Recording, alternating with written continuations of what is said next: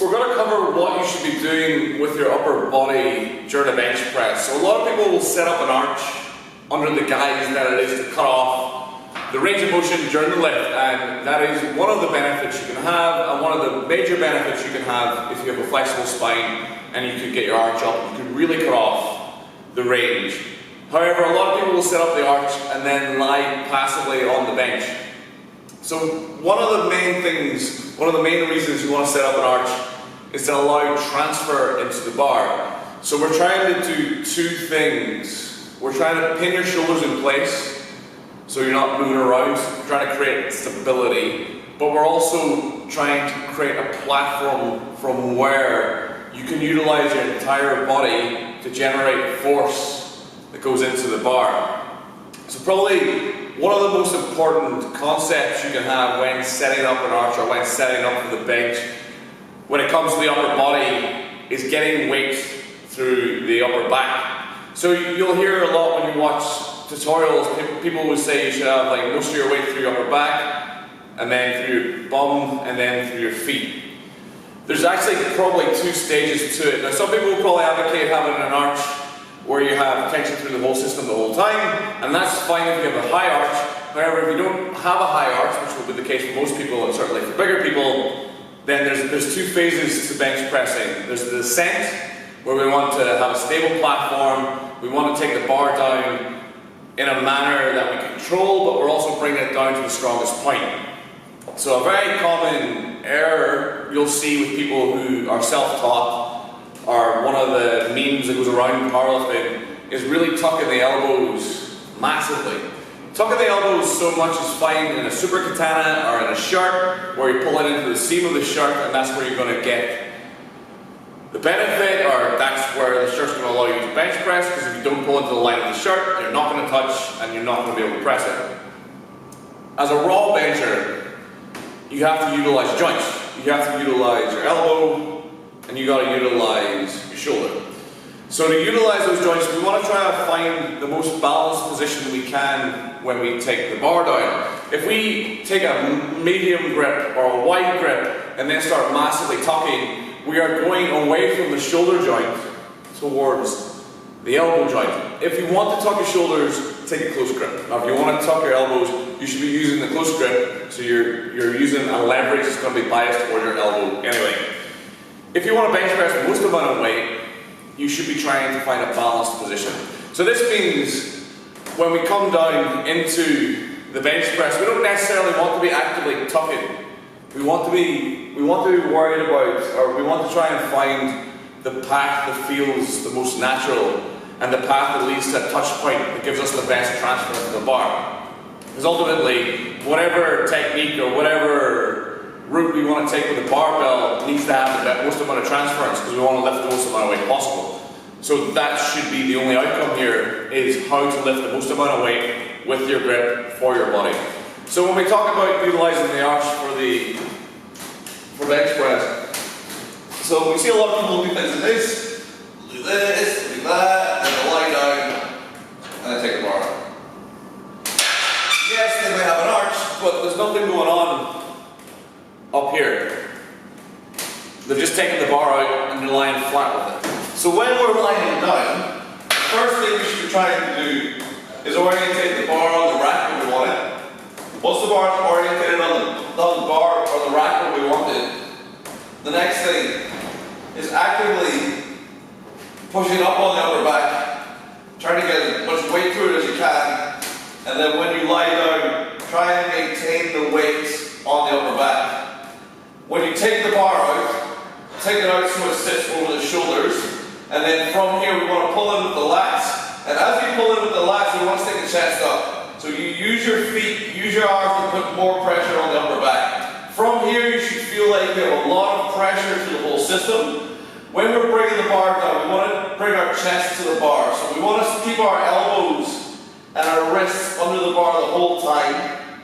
And we want to bring our chest to the bar as we do that. And that's going to really have an active back.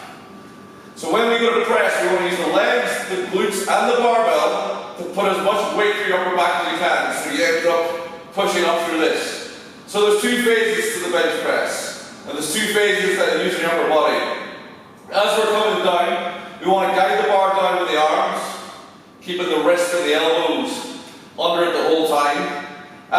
do that, we want to put a bit more, we want to bring our chest through to the bar. We bring our chest through to the bar by thinking about bringing our chest up to it, or thinking about rolling the bar down. And as we do that, we want to use the legs and the glutes to put more weight on the upper back. And during the press portion, so when I push towards my shoulders here, I'm going to utilize my legs, I'm going to utilize my glutes to put more weight through the upper back. And then I'm going to use the barbell to pin my upper back down.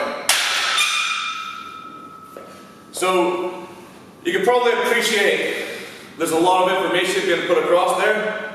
I'm doing a lot of talking, and even doing the barbell, it takes engagement of the brain and engagement of the body. There's no passively lying down just doing that. You should be actively thinking through every rep, especially with the barbell when it's like trying to find the groove, trying to be explosive when you press. You should not be actively lying down. What I'm going to do now is I'm actually going to start a bench workout, so I'm going to video my warm-up sets, so hopefully you can see what I'm talking about actually being utilised.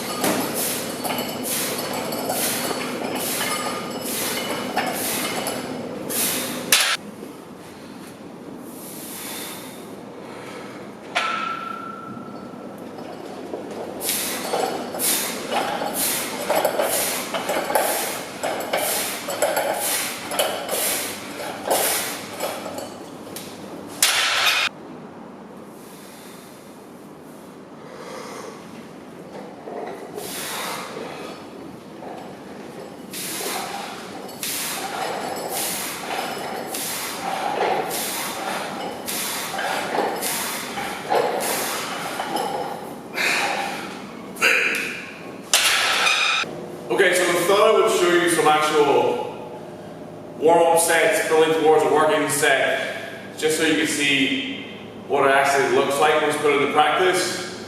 So hopefully now you have an idea of what I'm trying to get at, ideally through how I've explained it beforehand, and then hopefully you've seen how it actually looks when it's put into like a scenario where the intention is performance rather than demonstration. So hopefully from watching back those warm-up sets, you can see where I'm taking the bar out of the rack, putting more weight through the upper back, taking the bar out, so setting the hips down, which reduces the amount of weight on the upper back. When I'm bringing the bar down, you'll definitely see more with the 140 than with the 60, but I'm like engaging the upper back, feeling the weight down, trying to find the touch point that allows my elbow and my wrist to be under the bar, and then when I press the bar, I'm using my body to push as much weight and as much force from my upper back as possible.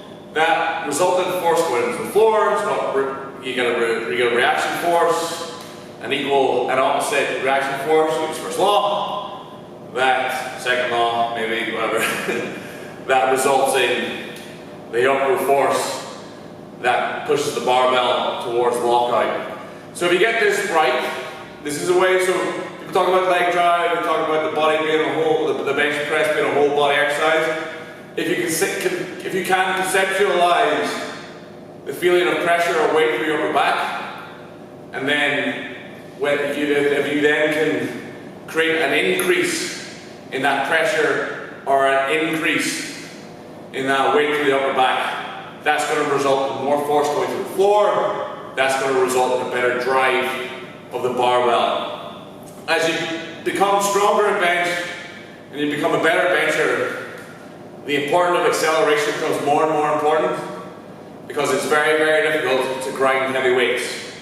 You need to use everything you got, and that bottom position, if you can work out how to create force up the kinetic chain, to use your legs, to use your glutes, to push your weight up into the upper back, create that increase in pressure, that increase in weight, that increase in force, you're going to end up with a better ground reaction force. And to do that, rather than thinking about the legs or the leg drive, think about your upper body. Don't be passive. If you utilize your upper body well in bench press, if you learn how to utilize your upper body well in bench press, you will use the optimal bar path, because you will do the things that are required to achieve that, but you will also be able to better utilize your legs and your whole body to create a more powerful bench press, to be able to get more weight off the chest, to be able to bench more weight.